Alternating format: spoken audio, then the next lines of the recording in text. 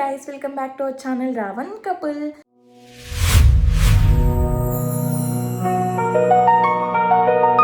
Guys ఈ వీడియోకి అయితే వాయిస్ ఓవర్ ఇస్తాను. సో ఆ రోజు కొంచెం పూజ హడావిడిలో ఉండడం వల్ల క్లియర్ వీడియో అయితే మీ ముందు పెట్టలేకపోతున్నాను, దానికి సారీ. సో మేము ఇలా సింపుల్ గా వరలక్ష్మి వ్రతం చేసుకున్నాం అనేసి ఈ వీడియోలో మీకు చూపిస్తాను. సో ముందుగా అయితే నేను స్టవ్ అయితే ఇలా పూజించుకొని వంటలు అయితే స్టార్ట్ చేశాను. So hey guys, again welcome back. So ఇప్పుడే నా ప్రసాదాలు అన్నీ చేయడం అయితే అయిపోయినాయి అనమాట. సో మీకు ఇప్పుడైతే చూపిస్తాను నేను ఏమేమి చేశాను ప్రసాదం కింద అనేసి. ఎక్కువ ఏం చేయలేదు, నేనైతే ఒక 5 ఐటమ్స్ అయితే చేసుకున్నాను అనమాట. సో ఇప్పుడు మీకు అవి చూపిస్తాను ఏమేమి చేశాను అనేసి. ఇక్కడైతే నేను కేసరి అయితే చేశాను అనమాట. ఇక్కడ దద్దోజనము అలానే శనగలు అయితే ఉడకబెట్టుకున్నాను అనమాట. ఉడకబెట్టేసి తాలింపు అయితే వేసుకున్నాను. నెక్స్ట్ వచ్చేసి ఇక్కడ బెల్లం అన్నం అయితే చేశాను. అంటే అమ్మవారికి ఎంతో ఇష్టమైన పులిహోర అయితే కలిపాను అనమాట. సో ఇవే అనమాట నేను చేసిన ప్రసాదాలు. సో ఎక్కువ హడావిడి లేకుండా ప్రశాంతంగా పూజ చేసుకోవాలి కాబట్టి ఎక్కువ చేసుకొని అవి లేట్ అయిపోయి టెన్షన్ పడితే పూజ చేసుకోవడం నాకు ఇష్టం ఉండదు అనమాట. సో కొంచెం తక్కువైనా పర్లేదు, బాగా ప్రశాంతంగా పూజ చేసుకోవాలనేసి నేను ఈ 5 ఐటమ్స్ అయితే చేశాను అనమాట.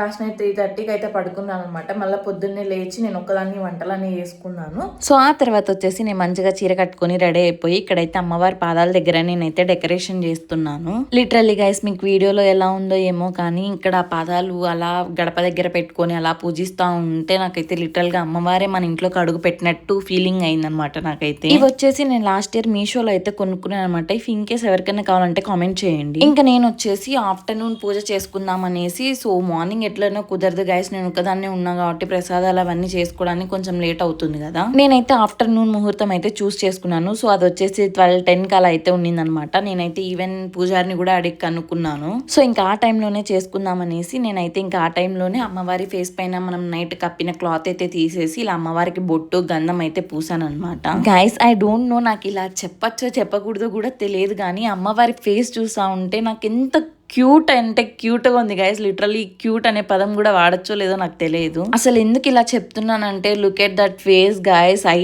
డీటెయిలింగ్ చూడండి. నాకైతే ఆ కళ్ళల్లో చూసా ఉంటే నిజంగానే అమ్మవారిని చూస్తున్నానా అనేసి అయితే ఫీలింగ్ వస్తుంది నాకైతే. అసలు ఆ కళ్ళ అంతా అట్లా ఫేస్ లో నుంచే ఉట్టి పడతా ఉన్నట్టు అనిపిస్తుంది అనమాట నాకైతే. లిటరలీ గైస్ నిజంగా చాలా అంటే చాలా క్యూట్ గా అనిపిస్తున్నారు అమ్మవారు అయితే ఆ రోజు నాకు. సో ఇక్కడ నేను పూజ ఎలా ఫాలో అవుతున్నానంటే యాజ్ యూజువల్ గైస్ అందరికీ తెలుసు, యూట్యూబ్ లో చూసి అందరూ ఫాలో అవుతారు. ఎందుకంటే ఆ రోజు పూజారులు కూడా దొరకరు కాబట్టి. సో ఇంకా వీడియో కంటిన్యూ చేసేటప్పుడు వీడియోకి అయితే లైక్ చేయండి గైస్, అలానే మన ఛానల్కి అయితే సబ్స్క్రైబ్ చేయండి ఇన్ కేస్ ఎవరైనా కొత్తగా మన ఛానల్ని అయితే చూస్తున్నట్టయితే.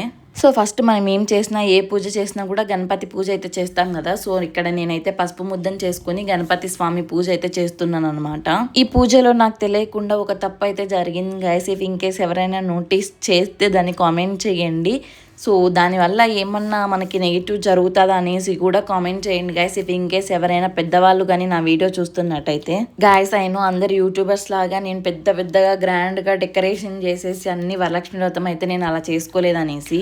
గైస్ నేనైతే పూజలో ఎప్పుడు ఒకటి ఫాలో అవుతాను అనమాట. ఇన్ కేస్ ఆఫ్ రికార్డింగ్ కానీ ఆన్ రికార్డింగ్ కానీ నేనైతే పూజను ఎప్పుడు నెగ్లెక్ట్గా చేయను అనమాట.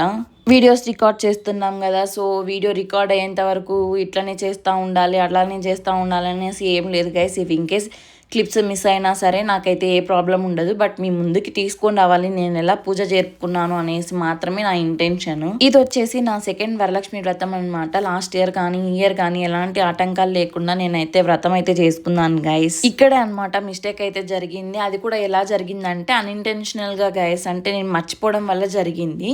యూట్యూబ్లో వీడియోస్ చూస్తూ అక్కడ పూజారి గారు మంత్రాలు చదువుతూ ఉంటారు కదా, సో అక్కడ వీడియో చూస్తూ ఇక్కడ నేనైతే కలశంలో తమలపాకులు పెట్టడం అయితే మర్చిపోయాను అనమాట నేను. ఆ తర్వాత నాకు గుర్తొచ్చింది గైస్. బట్ కానీ ఒకసారి అక్కడ టెంకాయ పెట్టేశాం కదా కలశం మీద, మళ్ళీ తీయొచ్చో తీయకూడదు అనేసి ఉద్దేశంతో నేను ఇంకైతే పూజను అలానే కంటిన్యూ చేశాను.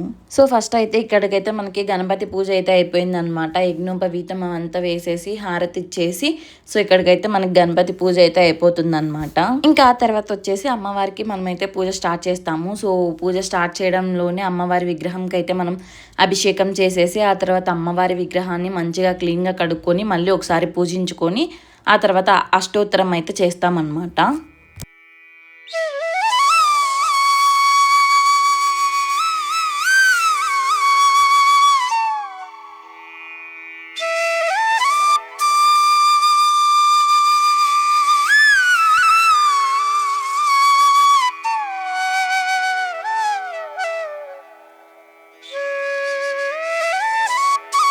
ఇంకా అలా మంచిగా అభిషేకం అవన్నీ అయిపోయిన తర్వాత ఇంకా లాస్ట్కి వచ్చేసామన్నమాట పూజకి. సో ఇక్కడైతే మనం మంచిగా ముగ్గేసుకొని మనం చేసుకున్న ప్రసాదాలన్నీ అమ్మవారి దగ్గర పెట్టుకోవాలి.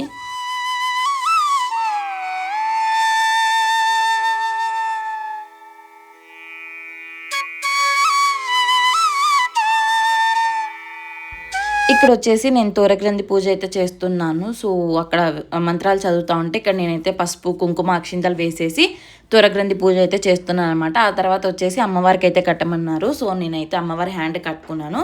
ఆ తర్వాత వచ్చేసి మా హస్బెండ్ అయితే నా చేతికైతే కడుతున్నారనమాట తోరగ్రంథిని. నాకు ఒక్కొక్కసారి అనిపిస్తూ ఉంటుంది గైస్, ఇట్లాంటి రిచువల్స్ అన్నీ ఎంత మంచిగా ఉంటాయి. సో అన్నీ కొంచెం పద్ధతిగా చేసుకుంటే చాలా అంటే చాలా బాగుంటాయి అనేసి అనిపిస్తుంది నాకు ఒక్కోసారి. సో ఇంకంతా అలా పూజ అయిపోయిన తర్వాత అమ్మవారికి హారతి అయితే ఇస్తాం కదా. సో ఇక్కడ నేనైతే హారతి ఇచ్చేసి ఆ తర్వాత అమ్మవారి దగ్గర హారతి మంచిగా కొంచెంసేపు పెట్టేసి ఆ తర్వాత నేనైతే హారతి తీసుకొని అలానే పూజకు వచ్చిన వాళ్ళందరికీ కూడా హారతి అయితే ఇచ్చాను. సో ఇలా వ్రతం చేసుకుంటే అమ్మవారు మనల్ని కరుణిస్తారు, సిరి సంపదలతో చూస్తారు అనేసి అంటారు కదా. సో అవన్నీ ఏమి ఎక్కువ లేకపోయినా సరే మనకి మాకు అంటూ ఎటువంటి లోటుబాట్లు లేకుండా ఉంటే చాలు గైస్, జీవితాంతం ఆరోగ్యంగా ఉంటే చాలు. నేనైతే అదే కోరుకుంటాను ఎప్పటికీ. గైస్ నాలాగా మీకు కూడా అనిపిస్తుందా? పూజకు ముందు నేను అమ్మవారిని అవి కోరుకోవాలి ఇవి కోరుకోవాలి అని అనుకుంటాను, కానీ పూజ సమయంలో మాత్రం అన్నీ మర్చిపోయి అలా అమ్మవారిని అయితే చూస్తూ ఉండిపోయినాను అనమాట నేను. ఇంకా పూజ అయిపోయిన తర్వాత ముత్తైదులందరినీ పిలిచి తాంబూలం ఇవ్వాలి కదా. సో నేనైతే ముగ్గురికి ఇచ్చాను అనమాట ఈ ఇయర్, లాస్ట్ ఇయర్ కూడా. ఈ అక్క వచ్చేసి గౌతమి సిస్టర్ అనమాట. సో రామ్ వాళ్ళ కొలీగ్ అక్క. నా లైఫ్ లో అక్కతో మెమోరీ ఏంటంటే guys, last year first time అక్క చేతిలో నుంచే తాంబూలం తీసుకున్నాను నేను ఆఫ్టర్ మ్యారేజ్ ఫస్ట్ టైం అనమాట వరలక్ష్మి వ్రతంకి. సో అది అలా మెమోరీగా ఉండిపోతుంది అనమాట. ఎందుకంటే ఫస్ట్ టైం వరలక్ష్మి వ్రతం చేసుకున్నాము, అక్క చేతిలో ఫస్ట్ తాంబూలం తీసుకున్నాను. లైఫ్లోనే ఫస్ట్ తాంబూలం అనమాట వరలక్ష్మి వ్రతంకి నేనైతే తీసుకున్నది. ఇంకా అక్క కూడా వాయనం ఇవ్వడానికి పిలిచింది. సో అందుకే అక్క వాళ్ళ ఇంటికి వెళ్ళామన్నమాట. సో అక్క అయితే ఇలా పూజ జరుపుకున్నారు. ఇంతకు ముందు మీరు చూసేసి ఉంటారు కదా వీడియోలో, అలా అయితే పూజ జరుపుకున్నారు అక్క. ఇదే గైస్ వరలక్ష్మి వ్రతం అంటే ఇదే అనమాట. అమ్మవారి విగ్రహంగా చేసినా లేదా జస్ట్ కలశం పెట్టుకొని మనం పూజ చేసినా కూడా సేమ్ వైబ్ ఉంటుంది అనమాట. అమ్మవారిని చూసినట్టే ఉంటుంది. సో ఎటువంటి తేడా అయితే ఉండదన్నమాట. నేనైతే ఇయర్ వాయనం అయితే ఇలా ప్లాన్ చేసుకున్నాను. ఒక మినీ బ్యాగ్, అలానే ఒక క్యాండిల్ ప్లస్ గణేష్ ఐడియాలు అయితే ఇచ్చాను అనమాట. అలానే రెగ్యులర్ గా తాంబూలం ఇస్తాం కదా, అది కూడాను. సో ఇదే గైస్ మన ఇంటి వరలక్ష్మి వ్రతం అయితే. సో నేనైతే ఇలా సింపుల్ గా జరుపుకున్నాను. మీకు ఎలా అనిపించింది అనేసి కామెంట్ చేయండి. ఇఫ్ ఇన్ కేస్ వీడియో నచ్చినట్టయితే వీడియోకి లైక్ చేసి అలానే మన ఛానల్కి సబ్స్క్రైబ్ చేయండి. సో మీ ఫ్రెండ్స్తో కూడా షేర్ చేయండి.